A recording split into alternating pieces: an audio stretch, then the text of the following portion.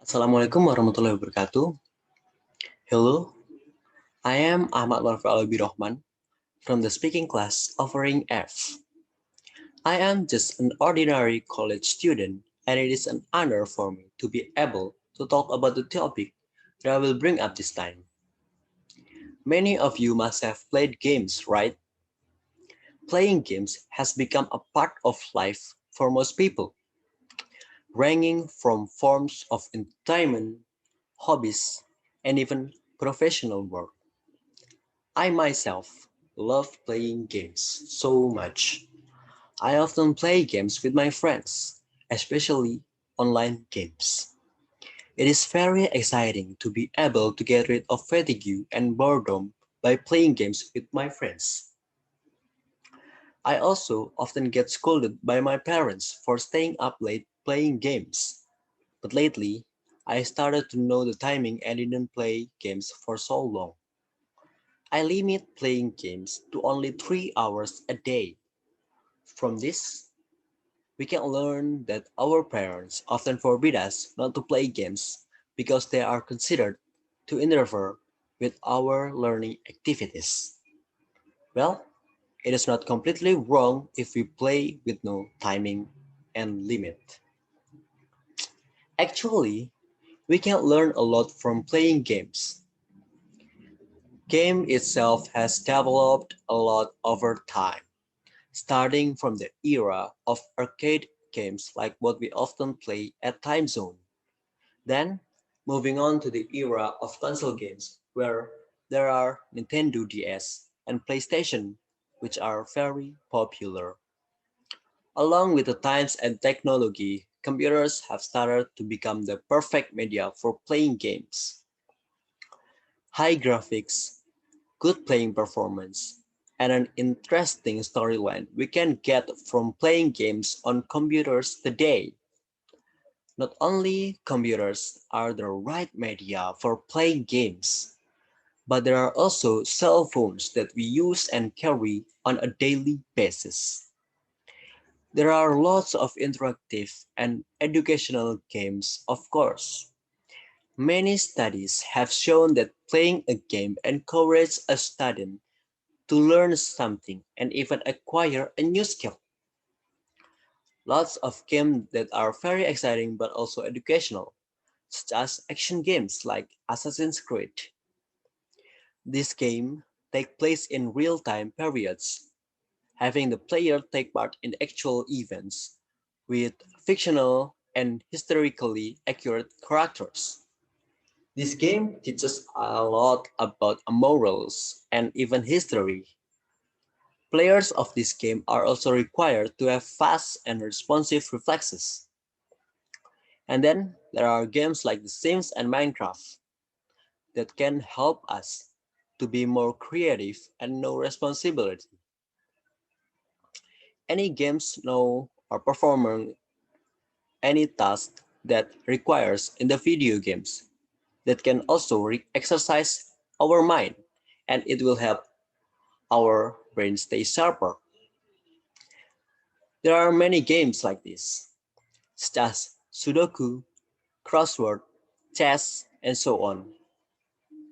And then there are also online games such as Dota, League of Legends, and Mobile Legends, which train us a lot in teamwork and strategy. There are also survival games like PUBG, Player Unknown Battlegrounds, which are also games that train teamwork and can even train the level of accuracy and foresight of our eyes. So, there's a lot of value in video games. In playing video games, we can also expand our social life by making friends from abroad. With a wide range that allows you to make friends with people from abroad when playing online games. This, of course, will force you to be able to communicate in English, where the language is indeed a universal language, or it can be said that to be an international language. In addition, there are usually several features or menus in the game that use English. This is due to the flexibility of English to be understood by the world community. So gradually, you will be forced to learn English in order to understand and get better at playing the game. I once played a game called Life After, where we were required to survive the zombie outbreak. In the game, at first I just played alone until one day when I met someone while going to get supplies for life necessities. I found out that he is a Filipino after we met. He invited me to join his clan. In that clan, I made many friends. Even one of my friends in the clan was an Indonesian teacher. Of course, this is very useful, and the assumption that gamers are socially isolated people are wrong. Not that all gamers have a hard time socializing in public and making friends. Researchers from the three different institutions in the UK and Canada recently conducted their own study to find out how common antisocial behavior is among gamers. What each discovered was that gamers who took part in an immediate social environment were actually the most communicative and friendly people there. And then there are also many who think that playing video games are just wasting time. Wasting time playing games is also not entirely true if we look at this era. Many people are successful just by playing games.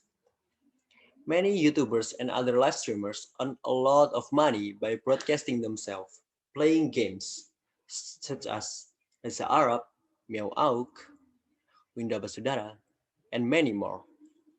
This makes many idolize them and motivates others to do the same. There are also those who want to become a pro game player by participating in many tournaments and competitions that are held. Being a pro player is also very promising with a very large salary. Gamers today are also not only skilled in front of the screen. Take for example, the Gran Turismo game player Andy Karama, who was able to participate and bring home the trophy from the 2015 Nissan GT Academy Asia car race, which was held at the Silverstone Circuit, England. Playing games can also make us better at making decisions, especially action games that require fast movement. Games like this teach people to become better at taking necessary data and processing it into correct decision. So there are lots of benefits that we get from playing games, starting from the benefits for physical or psychological. So don't always look down on games. But those of us who like to play games must also know the time and limits so we don't play constantly. That's all from me. Thank you. Wassalamualaikum warahmatullahi wabarakatuh.